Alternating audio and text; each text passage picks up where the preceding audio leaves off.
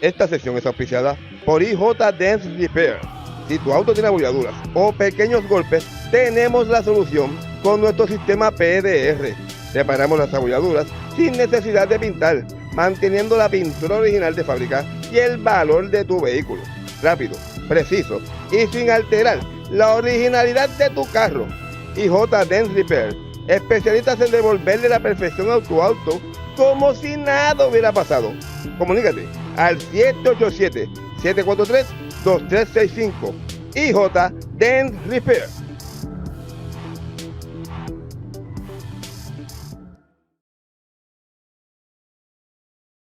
Un saludo cordial a la comunidad luchística que ve día tras día este programa, Historia de la Lucha Libre Puertorriqueña. Y hoy estamos en el 5º episodio de Coliseo Roberto Clemente, la Catedral de la Lucha Libre Puertorriqueña. Y me acompaña el amigo Benji Torres. Benji, ¿cómo estamos? Nuevamente, un gusto estar aquí. Benji, 5º episodio. Mucha gente me comenta de que a veces hemos brincado años, pero estamos recogiendo grandes momentos de la lucha y puede ser que después vayamos un poco más atrás y hablemos también porque en los años 75-77 hubo buenas carteleras en el Coliseo Roberto Clemente. Pero no se nos podía pasar este programa ya que esta fue la primera vez que el campeonato mundial de la NWA fue defendido en Capitol Sport Promotion. Y fue cuando Harley Race se enfrentó a Carlos Colón, el retador número 1 en ese entonces, ante la figura de Harley Race. Y todo fue en una lucha donde en el cierre de temporada del año 1980, Carlos Colón y Abdullah the Butcher lucharon por ese ser primer contendor y la lucha la ganó Carlos Colón. Y era una prueba fuerte. Yo recuerdo ver escenas de esa lucha narradas por Riquín Sánchez. Una lucha que Carlos Colón, bajo el papel, se preparó muy bien. Al principio de la lucha, él hizo muchas movidas para tratar de plancharlo en segundos a Harley Race. Y Harley Race vendió bien sorprendido y eso. Y luego el ataque metódico que Race aplicaba. Toda esa cosa fue un tremendo combate.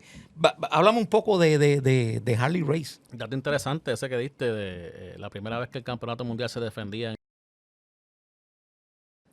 Luego de... Me imagino que después de eso hubo varias defensas. En ese momento Harley Race defendiendo a Carlos Colón. Como tú dices, esa característica de Harley Race de vender bien a su oponente, de momento él coger el control y hacer ese ataque metódico, ir como que sazonando a su rival hasta que a lo último todo va cambiando. Harley Race, una figura cimera en aquel momento, era la persona más importante de la NWA, defendía el campeonato en todos los territorios. Y pues vino a Puerto Rico a defender el campeonato ese día, la primera vez en el Roberto Clemente. Parte de la historia de títulos que tiene el Coliseo Roberto Clemente. De hecho, el campeonato mundial de NWA se defendió primero en el Roberto Clemente antes que el mismo campeonato universal y que el mismo campeonato mundial. O sea, para que ustedes vean la historia luchística que tiene el Coliseo Roberto Clemente de San Juan. Claro. Oye, igual que como Ric Flair, Harley Race tenía dos cosas que a mí me gustaba mucho ver de él. Número uno era la suplidora. La suplidora que él hacía, que lo levantaba bien y lo tiraba. Caía de cabeza. Caía de cabeza. Y luego, esa que yo decía, ¿cómo esos tipos tienen ese timing? Ellos tienen al hombre en el piso. Ellos se balancean y cogen la rodilla y brincan y le meten el rodillazo en la por lo menos lo que te hacen ver, tú sabes, en la frente del oponente. En la frente, como que raspando. Ahí, y nunca fallaban. Entonces Harley Race era ese individuo, igual que Flair, y otros más. Pero hablando de Harley Race, que la lucha era tan calmada. Llegaba un momento que la lucha era bien calmada, pero tú veías que estaba castigando a ese oponente. No había mucha acción de moverse rápido, pero era una lucha bien calmada, donde él hacía que el rival sufriera y lo iba castigando, y el rival iba sufriendo, hasta que pues todo se iba virando, pues según iba corriendo la lucha.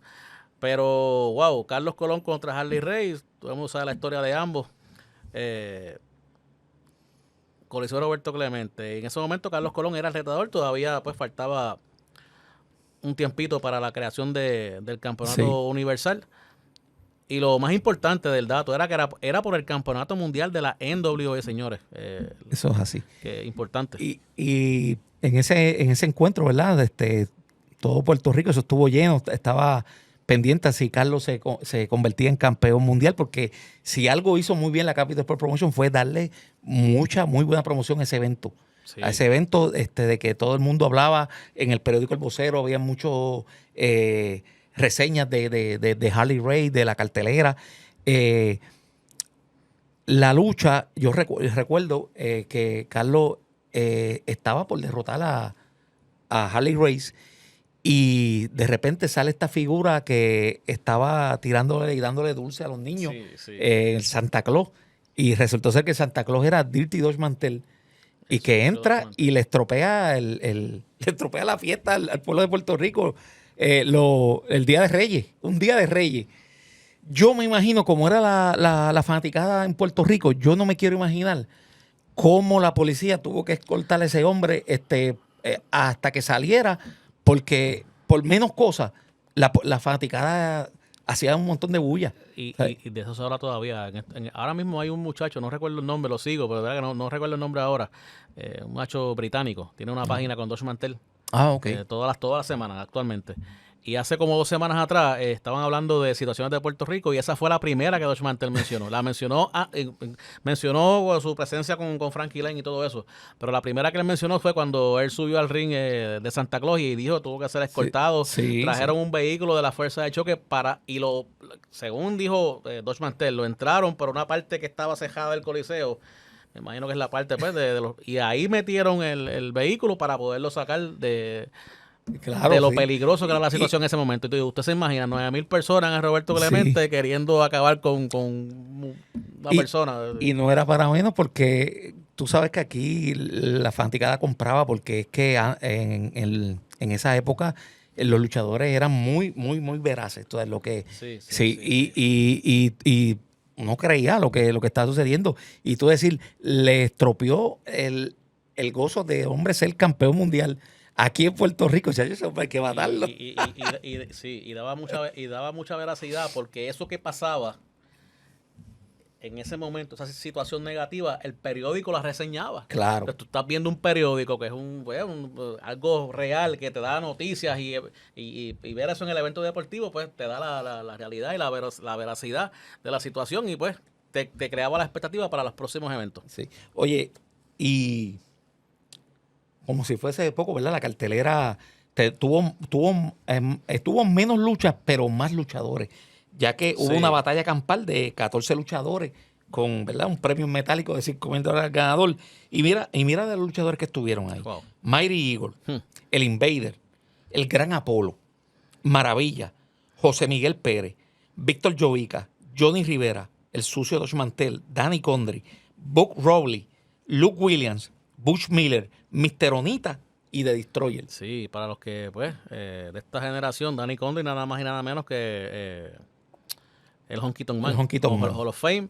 Mr. Onita, una leyenda japonesa, los pastores, Butch Miller y Luke Williams. Ese fue el debut de ellos también. Sí, miren para allá. En el Clemente. Mr. Onita, una leyenda del Japón. Johnny Rivera, el Invader número 3. El Invader, Miguel Pérez, Mighty Eagle. Eso era una batalla campal, mi gente. Y entonces había una lucha también especial que tuvo que haber sido una atracción en ese momento por quien estaba involucrado. Hugo Sabinovich, que era la persona, el rudo caliente en ese momento, el muñecazo, manejador de esos luchadores rudos, contra el gigante de San Lorenzo, José Rivera. Era una lucha especial debido a varias cositas que le había hecho Hugo Sabinovich a José Rivera, y José Rivera cobró venganza en el Coliseo Roberto Clemente ese 6 de enero de 1981. Quiero comentarte algo de esa batalla campal. Recuerdo que al final de esa batalla campal quedaron Maravilla, Mr. Onita y Wayne Faris, el Honky Tonk Man, Danny Condrey. Danny Condrey. Y ellos trataron de poder obligar a Maravilla, pero luego ambos querían ganar, y Maravilla, pues, lograron sacar a Onita primero, y después le pegan, me acuerdo como ahora, le pegó una patada voladora a Danny Condrey, y él la vendió muy bien y salió de rica, ¿no? Y hay por ahí fotos donde el martillo le está dando el cheque a Maravilla. Maravilla. Sí.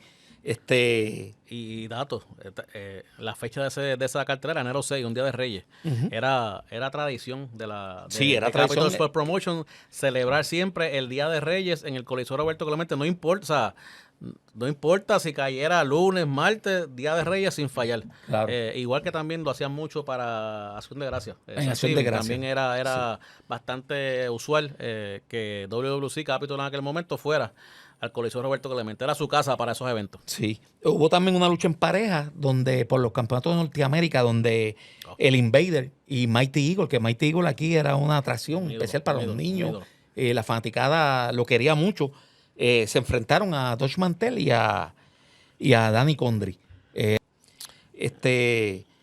Estaban como siempre, que era también algo de esto, los enanitos luchadores. Eso era una tradición siempre, el Día de Reyes. También se hacía mucho en aniversario. Sí. Pero el Día de Reyes es un día pues, dedicado a los niños.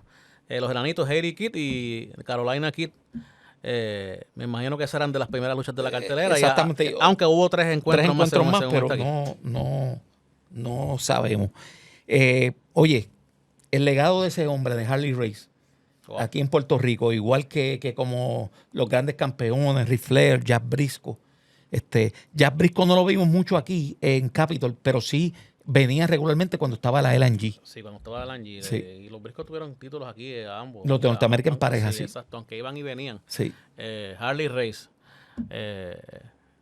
Antes de Ric Flair, el luchador que más venía a defender ese campeonato, era uno de los territorios donde más venía y venía regularmente a Puerto Rico. Tuvo batallas buenas con Carlos, con el Invader número 1. Luego, en el ocaso de su carrera, ya en los 90, vuelve a Puerto Rico, traído por Chiquistal, gana el campeonato del Caribe. Lo tuvo varios meses aquí en Puerto Rico, se lo arrebató a Miguelito Pérez, si no me recuerdo, sí. Y lo pierde con el Invader número 1. El legado de Harley Race, uno de los rudos que yo entiendo que abrió el camino para que estos campeones y personas importantes le dio fue uno de los luchadores que le dio credibilidad al territorio de que los demás podían seguir viniendo. Sí.